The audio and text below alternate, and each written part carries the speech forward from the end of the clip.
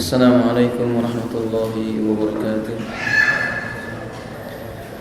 Innal hamdalillah nahmaduhu wa nasta'inuhu wa nastaghfiruhu wa nastahdihi wa na'udzu billahi min shururi anfusina wa min sayyiati a'malina.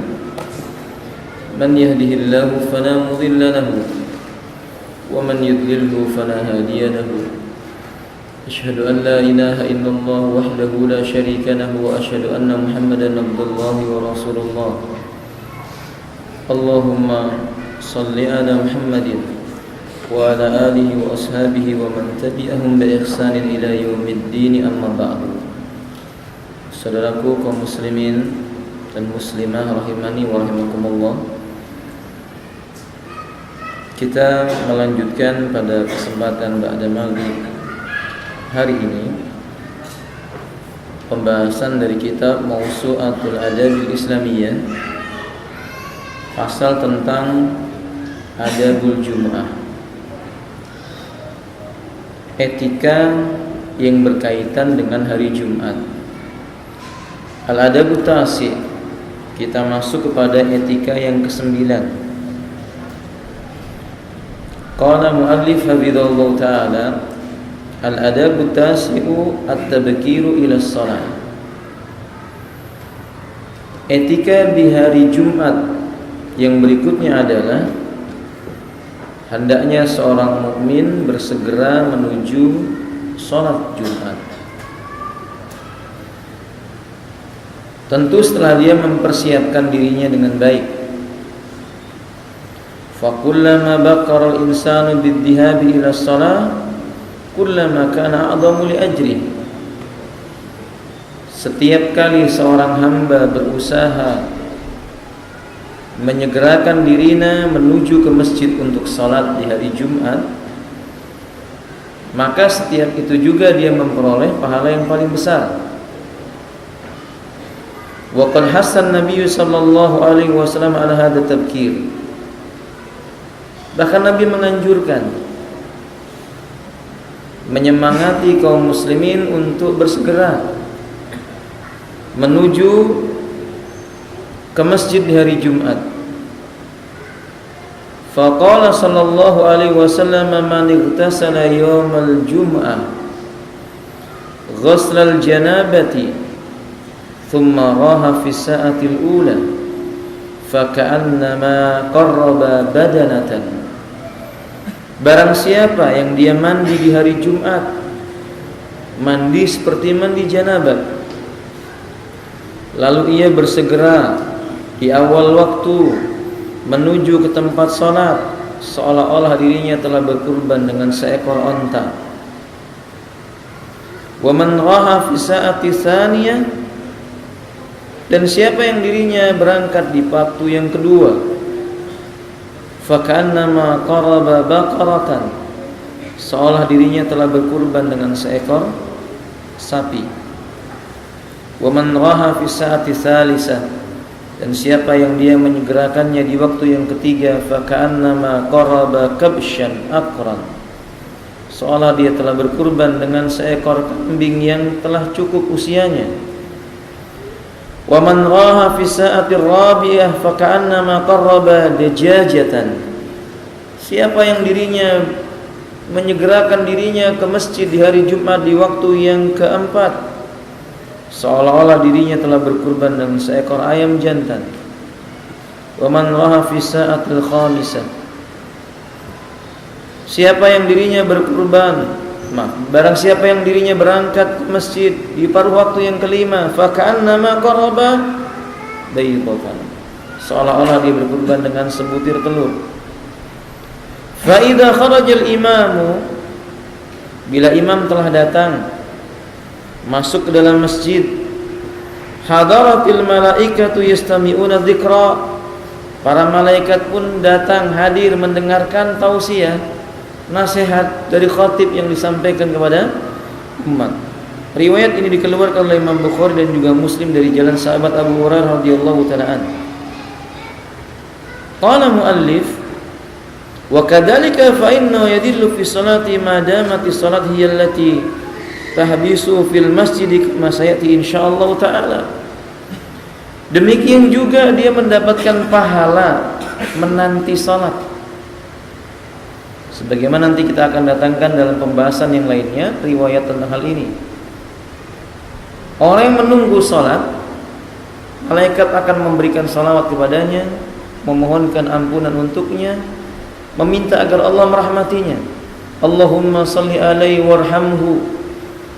Dalam sebuah riwayat malaikat berkata, ya Allah, ampuni dosa-dosanya dan rahmati orang ini.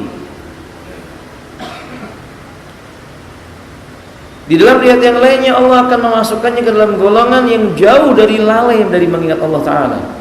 Yakni digolongkan kepada orang yang banyak mengingat Allah Ta'ala bila ia terlebih dahulu masuk ke dalam masjid di hari Jumat. Tapi yang kita sayangkan, sunnah yang seperti ini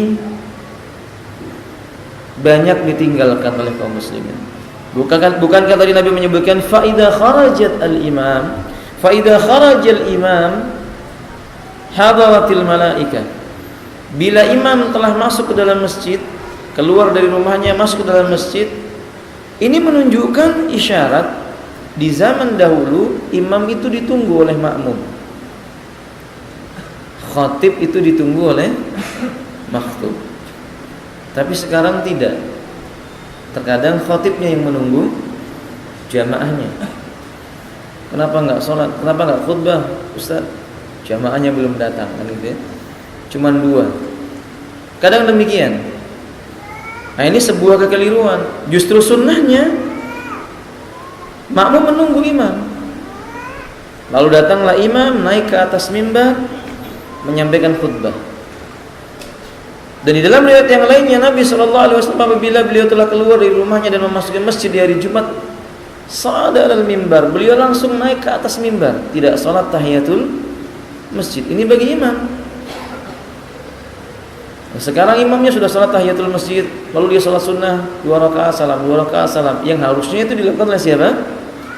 Makmum. Seperti Abu Hurairah radhiyallahu taala an. Beliau salat 2 rakaat salam, 2 rakaat salam terus sampai beliau berkata, aku tidak peduli berapa jumlah rakaatnya, akan tetapi menghentikan salatnya itu setelah imam keluar. Sekarang imam yang bingung nih berapa rakaat harus dia lakukan karena jamaahnya nggak datang-datang. Ini kebiasaan yang harus diubah. Seandainya perkaranya bukan sampai perkara yang wajib, tentu hadis ini sudah menjadi bukti bagi kita keutamaan mendatangi masjid di awal waktu. Man igtasala yawmal jum'ah ghaslal janabati summa ra'a fi sa'atil ula faka'annama qarraba badanatan. Siapa yang dirinya mandi di hari Jumat seperti mandi janabat, kemudian dia berangkat menuju ke masjid di awal waktu, baginya seolah-olah berkurban dengan seekor unta. Setiap kita yang berpikir tentang kemuliaan yaumil qiyamah tentu tidak akan meninggalkan sebuah keutamaan yang telah disebutkan oleh Nabi SAW. Karena begitu berharganya waktu. Dan ternyata Allah Subhanahu wa taala melalui Rasulnya telah menerangkan berharganya dan mulianya berangkat di awal waktu di hari Jumat menuju ke masjid. Naam. Al-adabul ashir. Etika yang ke-10. Tarkul bai' wasyira' inda sima'id nida. Tinggalkan perdagangan, tinggalkan jual beli, terutama ketika adzan telah dikumandangkan. Hentikan jual beli. Wa hadza wajibun 'alal muslim. Ini hukumnya wajib bagi seorang muslim. Idza sami'an nida' lil jum'ah, tatkala dirinya mendengar panggilan adzan untuk melaksanakan salat Jumat. Wa qad amara Allah taala bidzalika. Allah yang telah memerintahkannya ya ikhwan. Allah yang memerintahkan untuk meninggalkan hal itu. Bukan ustaz. Bukan tuan guru, bukan. Allah Subhanahu wa taala memerintahkan siapapun dirinya yang menisbatkan dirinya kepada Islam, mengaku dirinya muslim, maka Allah Subhanahu wa taala menyebutkan ya ayyuhalladzina amanu, hai orang-orang yang beriman, idza nudiya lis-salati min yaumil jum'ah, apabila diseru kalian untuk bersegera menunaikan salat di hari Jumat. Allah berkata, fas'au ila dzikrillah. Bersegeralah kalian menuju mengingat Allah. Apa kata Allah? Wadarul bai', tinggalkan jual beli. Dzalikum khairul lakum in kuntum ta'lamun. Yang demikian itu lebih baik bagi kalian kalau kalian mengetahuinya. Dan Allah menyebutkan, hal yastawi alladziina ya'lamuna wal ladziina la ya'lamun? Apakah sama antara orang yang mengetahui dengan orang yang tidak mengetahui? Tentu jawabannya la yastawun, tidak akan sama. Apakah sama orang yang bersegera menuju panggilan Allah Ta'ala dengan orang yang disibukkan dengan dunia? Tidak sama. Apakah sama orang-orang yang mengetahui akhirat lebih mulia daripada dunia? Sebagaimana Allah berkata, wal akhiratu khairul laka minal ula. Dan negeri akhirat itu jauh lebih baik bagimu daripada dunia. Apakah sama mereka yang mengejar pahala di sisi Allah Ta'ala dengan mereka yang mengejar dunia yang hina, yang Nabi SAW menyebutkan ad-dunya mal'unatun wa mal'unun ma fiha. Dunia itu tercela, dunia itu terkutuk, dunia itu terlaknat, dan terlaknat pula apa yang ada di dalam dunia.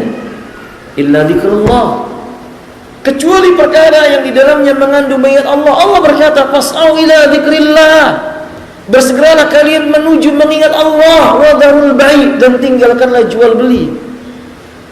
Sungguh berbeda orang-orang yang menyambut panggilan Allah, menundukkan kepalanya dalam keadaan suci. Dia datang ke masjidnya Allah Ta'ala, mengagungkan nama Allah dan meninggikan syiar-syiarnya Allah Ta'ala, syiar-syiarnya Islam. Tidak akan sama. Tapi sekali lagi, sayang manusia, mereka tertipu kebanyakannya oleh dunia, kecuali mereka-mereka yang dirahmati oleh Allah Ta'ala. Karena mereka mengira kehidupan itu hanya di dunia saja, atau sesuatu yang baik itu yang berkaitan dengan harta. Walil asif fa inna katsiran minal ba'i wa ashabil mahallati fi katsir min biladil muslimina la yubaluna bidzalik. Tapi inilah kenyataannya, kata beliau. Banyak para pedagang, pengejar dan pemburu harta benda dunia, ini mengabaikan panggilan Allah Tabaraka wa Ta'ala yang seperti ini. Dia anggap itu perkara yang biasa saja. Waqi'. Ini kenyataannya. Bahkan kita menjumpai khatib sedang berkhutbah, kadang mereka berdagang, kadang mereka berjual beli, kadang mereka ngobrol di luar masjid dengan alasan menunggu dagangan misalnya, dan sebagainya. Ini mengabaikan firman Allah yang menyebutkan, ya ayyuhalladzina amanu, hai orang-orang yang beriman, idza nudiya lis-salati min yaumil jum'ah fas'au ila dzikrillah wa dzarul bai'. Wa yastamiruna fil bai' wa syira'i tuwalil khutbah. Sepanjang khutbah mereka tetap saja melakukan jual beli. Sepanjang khutbah dilakukan, mereka tidak mendengarkan itu. Bal qad la yashhaduna shalah. Bahkan kadang-kadang mereka juga enggak salat. Kadang-kadang kaum muslimin bukan hanya tidak menghadiri khutbah, tidak salat. Nanti ketika kaum muslimin sudah keluar semua,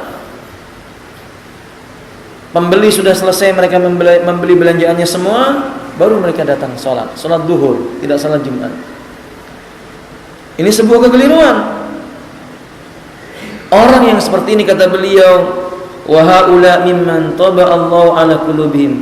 Mereka lah orang-orang yang telah Allah tutup mati hati mereka itu. Kunci mati hati mereka itu.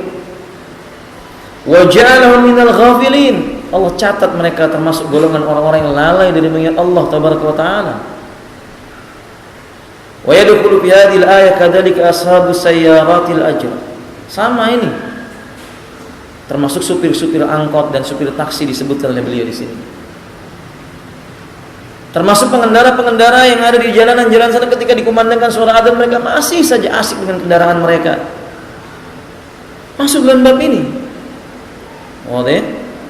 Masuk dalam bab ini juga mereka-mereka yang bekerja di semua instansi, apa saja itu, ya dokternya, ya susternya, maaf, ya dokternya, ya perawat laki-lakinya. Kalau memang mereka ini punya kewajiban sholat Jumat, ya direkturnya, ya karyawannya. Kalau mereka asik saja dengan perbuatan-perbuatan itu, maka kata beliau, wa haula mimman taba'allahu ala qulubihim wa ja'alahum minal ghafilin.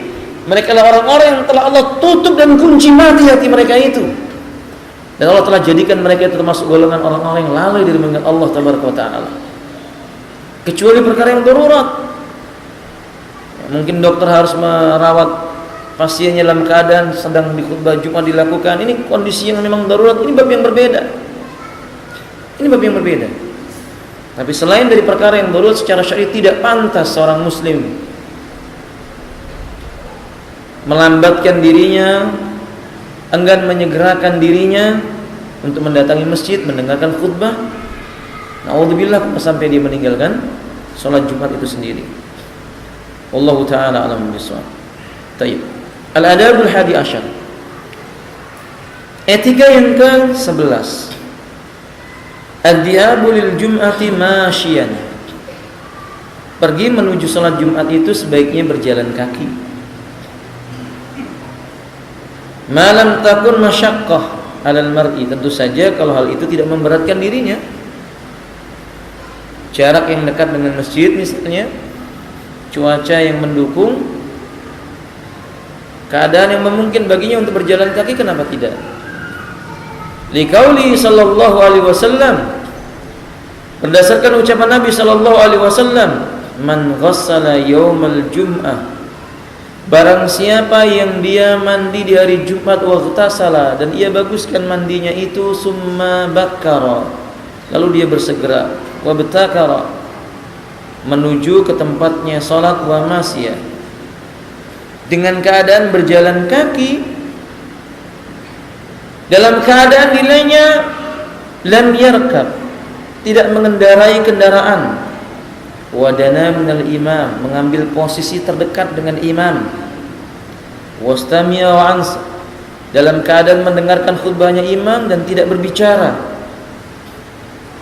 walam yali kana lahu bikulli khutwatin yakhtuha min baiti ilal masjidi amalan sunnah,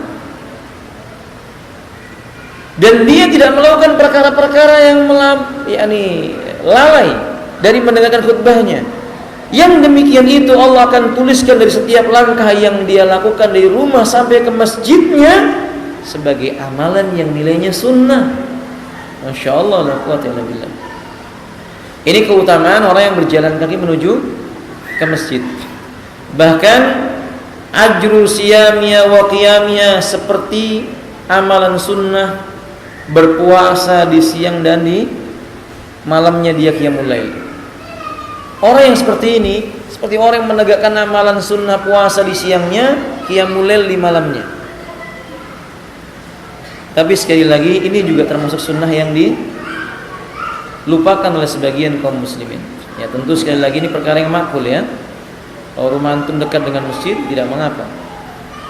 Kondisinya tidak terik, ya tidak mengapa. Kalau di Balikpapan misalnya antum rumahnya jauh, menuju ke Istiqomah ini berjalan kaki sampai di masjid berkeringat, setelah anda mandi, ya tentu ini mudarat, menimbulkan bau yang tidak sedap. Ya, kesimpulannya tidak dilarang. Menuju ke masjid menaiki kendaraan tidak ada larangan. Tapi bila sanggup untuk berjalan kaki, seperti antum yang tinggal di dekat masjid, kantornya dekat dengan masjid, berjalan kaki jauh lebih afdal. Berdasarkan hadis yang tadi dikeluarkan oleh Imam Ahmad, Abu Daud, Nasai, Tirmidzi, dan Imam Tirmidzi menyebutkan hadis ini hadis yang hasan.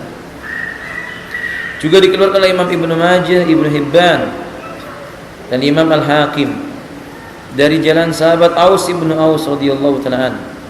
Terdapat dalam kitab Sahihul Jami' nomor 6405. Wallahu a'lam bishawab. Etika yang berikutnya, al-adabu tsani asyar. Yang ke-12. Etika yang ke-12, luzumu adabid diabi ilal masjid. Perhatikan etika-etika ketika kita menuju ke masjid. Seperti etika ketika berjalan. Hendaknya kita mengambil jalan yang tidak memudaratkan diri kita. Ya, kalau di negeri kita jalan itu di sebelah mana ya, Pak? Kiri atau kanan? Hah? Kiri toh? Jalan di sebelah kiri. Ya jangan melawan arus. Itu enggak sesuai dengan tujuan syariat. Nah, kecuali dipastikan itu sesuatu yang tidak memudaratkan dirinya. Kemudian juga bisakinatin wa wiqar. Enggak boleh terburu-buru. Tenang. Perlahan-lahan, jangan berlari-lari. Karena sebagian orang datang ke masjid dalam keadaan berlari-lari. Kalau naik kendaraan ya jangan dipacu kencang-kencang. Yang wajar, yang biasa saja. Berzikir mengingat Allah menuju ke masjid. Bukankah kita sudah hafal zikir menuju masjid? Allahumma ij'al fi qalbi nuran wa fi lisani nuran ila akhir hadis. Ini contoh doa menuju ke masjid. Ya kalau antum naik kendaraan, ya mungkin mendengarkan murotal dengan baik. Jangan ngobrol dengan temannya yang ada di sampingnya, dengarkan murotalnya. Manfaat atau Anda berzikir lisannya. Ya, wa yaghuddu tarfahu. Tundukkan pandangan matanya. Kalau jalan seperti Rasulullah dalam riwayat Tirmidzi, beliau itu kalau jalan seperti orang yang turun dari gunung. Orang yang turun dari gunung itu gimana jalannya, Pak? Badannya tegap, tapi pandangannya kemana? Ke jalan tersebut. Nggak ada orang turun dari gunung sambil tengok kanan, tengok kiri, yang gelundung. Apa bahasa Indonesia yang gelundung itu apa, Pak? Yang gitu ya. Nah, lihat Nabi demikian kalau jalan, badannya tegap, tapi tahu tuh nggak nengok kanan, nengok kiri, melihat ke jalan, ke arah kemana dia menuju. Alangkah sayangnya seorang hamba yang sudah membersihkan dirinya dari rumahnya, memperbagus wuduknya, membaguskan pakaiannya, kemudian ketika jalan menuju masjid, matanya kemana-mana, melihat wanita yang bukan hak baginya, sia-sia, mengotori hatinya. Ya. Kemudian jangan menjalin jari jemari, jangan menjalin jari jemari seperti ini ketika berjalan. Karena Nabi melarang hal itu, nanti akan datang penjelasannya di pasal tentang etika seorang muslim terhadap masjid. Kemudian tidak boleh jalannya itu menyakiti orang lain. Jangan berjalan menyakiti orang lain. Ini yang saya maksud tadi itu, yang membawa kendaraan. Coba sabar. Kadang kaum muslimin mau berangkat ke masjid terburu-buru, bel kanan, bel, masya Allah, belnya bunyinya kenceng banget. Ada jalan longgar sedikit dia masuk sana masuk sini, menyakiti orang lain. Tampak kesombongannya. Jangan seperti itu. Apalagi kalau dia berjalan kaki kemudian menyakiti orang-orang yang ada di kanan dan kirinya. Senggol sana, senggol sini, berbohong pula. Air panas katanya kalian. Iya. Kan sering manusia seperti itu. Ya hewan, jangan. Yang wajar berjalan dengan sopan. Dan beliau mengatakan wasayatil kalamu an hadil adab insyaallah fi fasli adabil masjid. Seperti yang saya sebutkan tadi. Akan datang penjelasan secara khusus pada bab masjid. Etika terhadap masjid insyaallah. Kalau seorang wanita seandainya dia mau pergi sholat berjamaah ke masjid, ini penting diperhatikan. Dia berjalan menuju ke masjid, maka adalah dia menutup aurat. Tidak pantas menuju ke masjid dalam keadaan membuka aurat. Di negeri kita banyak kaum muslimah menuju ke masjid baik hari Jumat maupun di luar Jumat. Dari rumah mereka menuju ke masjid, mereka tidak memakai penutup aurat. Mukena itu ditenteng, dipakai ketika mau sholat. Selesai sholat dibuka lagi. Jilbabnya dilepas. Begitu mau sholat dipakai, selesai sholat dilepas kembali. Ini keliru. Karena wanita wajib menutup auratnya. Seluruh tubuhnya harus tertutupi. Sebagian ulama berpendapat kecuali wajah dan telapak tangannya. Dan riwayat-riwayat tentang hal ini banyak. Kemudian yang kedua, tidak boleh datangnya ke masjid dengan memakai minyak wangi kalau wanita. Tidak boleh datang ke masjid. Nabi melarang wanita-wanita yang memakai minyak wangi datang ke masjid. Karena wanita-wanita yang memakai minyak wangi kemudian dia melewati para lelaki, baunya tercium oleh para lelaki, Nabi mensifati dengan sebutkan fa inna zaniyah, seolah-olah dia itu wanita pezina. Jadi nggak boleh wanita datang ke masjid memakai minyak wangi. Kemudian ketiga, tidak boleh khalwat. Tidak boleh, ini maaf Bapak, mungkin maksudnya baik begitu. Teman satu kantor mau sholat di masjid bareng-bareng, supirnya lelaki yang ditumpangi atau yang menumpang perempuan, berdua jalan satu mobil, nggak boleh. Khalwat ini, itu mobil, apalagi apa ya, sepeda motor, ya nggak boleh antum boncengan dengan wanita yang bukan mahramnya, tidak boleh khalwat. Karena tidak berdua-dua lelaki dengan wanita yang tidak ada hubungan mahram, melainkan yang ketiganya adalah syaitan, tidak boleh. Kemudian yang berikutnya, wanita tidak boleh membawa sesuatu yang menimbulkan fitnah. Mungkin perhiasan yang banyak, ketika dia bergerak berbunyi perhiasannya. Nah, atau suara-suara yang menimbulkan fitnah bagi laki-laki, tidak boleh. Wanita nggak boleh tertawa, cekikikan begitu, terbahak-bahak, nggak boleh. Dia menjaga lisannya, dia menjaga keadaannya, karena Nabi SAW menyebutkan innal mar'ata aurat idza kharajat istasraqa syaitan. Wanita itu pada asalnya sumber fitnah, aurat. Kalau dia keluar rumah, setan akan menghias-hiasinya, mengelilinginya. Kalau sudah ditutupi dengan jilbab, setan akan masuk menghiasi lelaki, menghiasi wanita ini agar lelaki tergoda dari sisi apa? Suaranya. Kalau wanita itu ditutupi jilbabnya ditutupi tubuhnya dengan jilbab yang baik, setan akan masuk menggoda laki-laki dari sisi apa? Suara wanita itu. Oke? Jangan suaranya. Dua bola matanya saja bisa menjadi fitnah. Sudah pakai penutup wajah, cuman kelihatan apa? Matanya, bisa menjadi fitnah. Makanya wanita itu sumber fitnah. Jadi dia harus menyadari keadaannya. Kalau dia datang ke masjid, dia bisa menimbulkan fitnah. Walaupun Nabi memerintahkan para lelaki jangan melarang wanita kalau dia mau pergi ke masjid. La tamna'u ima Allahi masajida. Jangan larang wanita-wanita yang ingin menuju ke masjid, sholat di masjid. Tapi wanita harus tahu etikanya. Dan yang paling afdol dia datang bersama dengan mahramnya, suaminya misalnya, ya, atau ya, mahram bagi dirinya, kakaknya atau yang semisal daripada itu. Wallahu a'lam bishawab. Dan ini bukan hanya di hari Jumat, termasuk di luar Jumat, termasuk ketika datang ke majelis taklim seperti ini, ke masjid. Tidak boleh wanita datang ke masjid seperti yang tadi kita sebutkan, tidak boleh. Ya, wallahu a'lam bishawab. Baik. Kemudian hati rahimanillah, berikutnya al-adab tsani asyar. Ketika yang ke-12, yang ke-13. Afwan. Salis asar, yang ke-13. Ini qasdul masjidil jami al-akbar. Cari masjid jami. Seolah-olah beliau mengisyaratkan salat Jumat itu sebaiknya dikonsentrasikan kepada sebuah masjid yang terbesar, yang di sana para pemimpin kaum muslimin hadir misalnya, para ulama kaum muslimin hadir misalnya, yang dikenal menegakkan sunnah, memberantas syirik dan bid'ah, tidak berbasa-basi terhadap kekufuran. Wadzalika li'annahu kullama kana al-masjidul akbar wa kullama kana jama'atu akbar. Tentu kalau masjidnya besar, jamaahnya tentu lebih banyak. Semakin banyak jamaahnya, tentu semakin besar pahalanya, lebih afdal.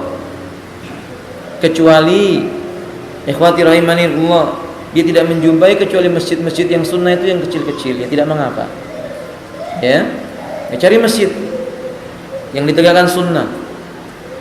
Kalau ditanya apa ada Ustaz masjid yang menegakkan bid'ah? Ada. Seperti di zaman Nabi SAW ada masjid Dirar, masjidnya orang-orang munafik, lalu Nabi memerintahkan untuk menghancurkannya. Cari masjid-masjid yang menegakkan syariat Islam, yang ingin menyuarakan Islam, yang bukan menggembosi kaum muslimin dari menegakkan syariat Islam. Cari masjid-masjid yang mengajak kepada Al-Quran dan Sunnah ala fahmi salafis salih, atas pemahaman para sahabat ridwanullah alaihim jami'an. Wallahu a'lam bishawab. Kemudian al-adabu ar-rabi' asyar luzum adabi dukhulil masjid. Perhatikan etika memasuki masjid. Kadukhuli birijlil yumna, seperti masuk dengan kaki yang kanan. Wa dzikrud dukhuli wad du'a, membaca zikir dan doa ketika mau masuk masjid. Jangan sampai enggak hafal ini, Pak ya. Antum jangan sampai enggak hafal ya. Tiap hari masuk masjid ternyata enggak hafal. Ya kalau begitu antum harus sanggup ini buku catatan tentang doa dan zikir masuk masjid. Ini perkara yang terkadang kaum muslimin meremehkan. Masuk masjid, kaki kiri duluan, dianggap remeh saja. Padahal Nabi itu kalau masuk masjid saja dia berlindung dengan Allah dari godaan syaitan. A'udzubillahil azimi wa biwajhil karimi wa sultanil qadimi minasyaitonir rajim. Bismillah wassalatu wassalamu ala Rasulillah. Allahumma iftah li abwaba rahmatika. Kemudian beliau masuk. Kalau keluar masjid dia membaca Allahumma inni as'aluka min fadlik. Nah, ikhwati rahimani Allah, kemudian juga jangan masuk ke sembarang tempat. Kebiasaan kaum muslimin mencari tempat yang selalu dekat dengan dinding, yang bisa punggungnya bersandar. Memang tidak diharamkan, tapi itu membawa potensi untuk lalai dari mendengarkan khutbah.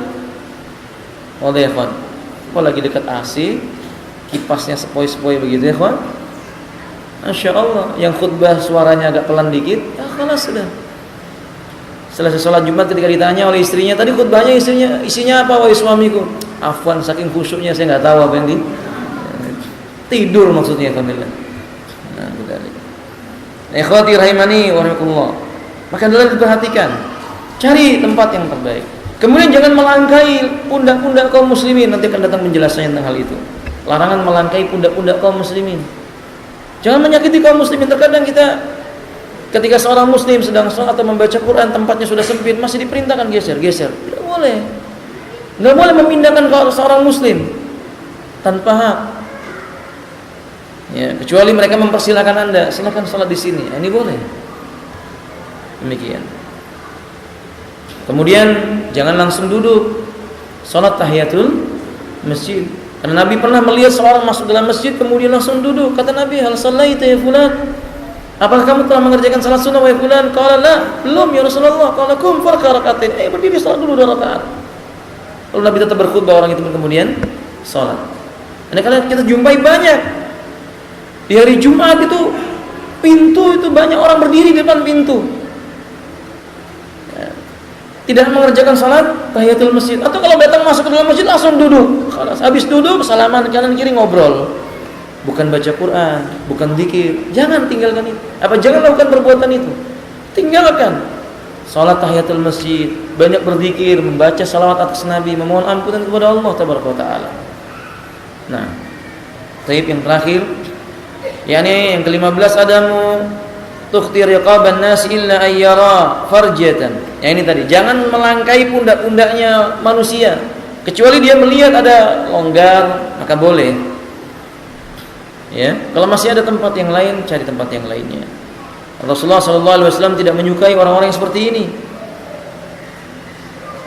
Nabi SAW memerintahkan orang yang ketika melewati pundak kaum muslimin, kata Nabi, ijlis faqad adaita wa anaita, duduk. Kamu sudah berbuat kejahatan dengan menyakiti orang ini. Engkau menyakiti si fulan, engkau meremehkan dan merendahkan martabat si fulan. Sampai Nabi demikian. Atau kama qala alaihi salatu wassalam. Makanya apabila tadi mengapa dianjurkan datang di awal waktu supaya bisa dapat yang terdepan, kemudian yang berikutnya mengisi di belakangnya, kemudian yang berikutnya mengisi di belakangnya.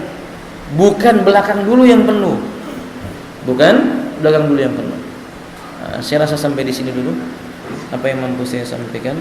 Mudah-mudahan bermanfaat. Jam berapa isyanya? 2:26. Masih ada waktu 10 menit insyaallah. Ada pertanyaan? Silakan kalau ada yang ingin ditanyakan. Ya, silakan.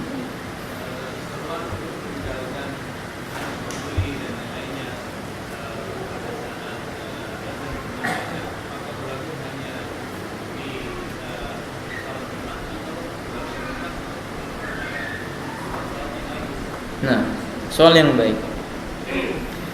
Apakah seruan meninggalkan jual beli itu berlaku untuk di hari Jumat saja ataupun untuk salat-salat yang lainnya? Al-Imam Ibnu Asakir menyebutkan bahwa makna firman Allah Subhanahu wa taala, "Idza nudiya lis-salati min yaumil jum'ah fas'au ila dzikrillah."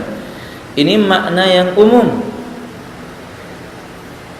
Karena mengingat Allah bukan hanya pada hari Jumat.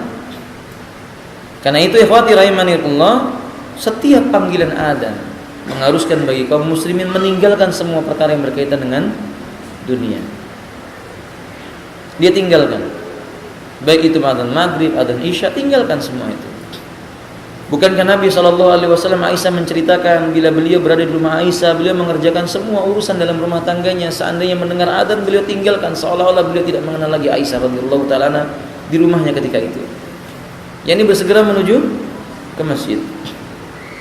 Wallahu taala alam bisawab. Hanya saja ditakkidnya, ditekankannya pada masalah adzan di hari Jumat ini, karena para ulama berpendapat orang yang melakukan jual beli di waktu hari Jumat, dikumandangkan adzan, jual belinya batal menurut pendapat rajih. Sedangkan selain daripada itu tidak. Jadi kalau adzan maghrib jual beli terjadi sah, tapi tetap harus mendatangi masjid dengan segera dan meninggalkan jual belinya. Kalau di hari Jumat, maka mayoritas para ulama berpendapat batal jual belinya. Ketika terjadi jual beli adzan dikumandangkan masih tawar menawar, itu batal, harus diulang kembali akad jual belinya itu. Wallahu a'lam bishawab. Ya, silakan.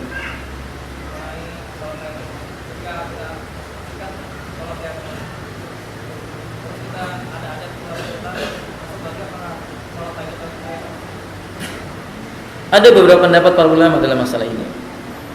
Yang pertama, kalau keluarnya karena udzur yang syar'i, seperti meludah keluar masjid, maka tidak perlu dirinya salat tahiyatul masjid lagi.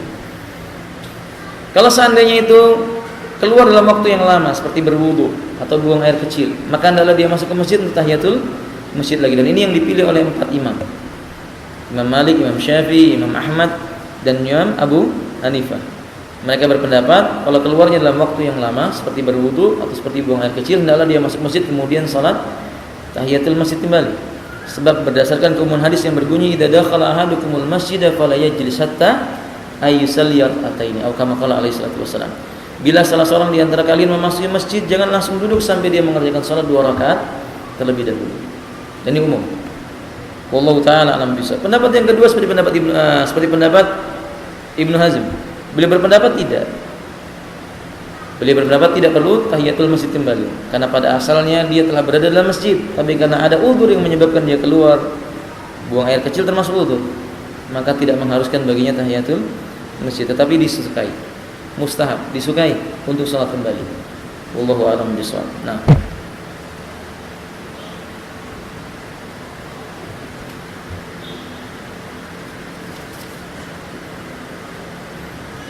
apakah boleh mensolati jenazah yang selama hidupnya berbuat syirik? Di sini disebut sering berbuat syirik. Gitu.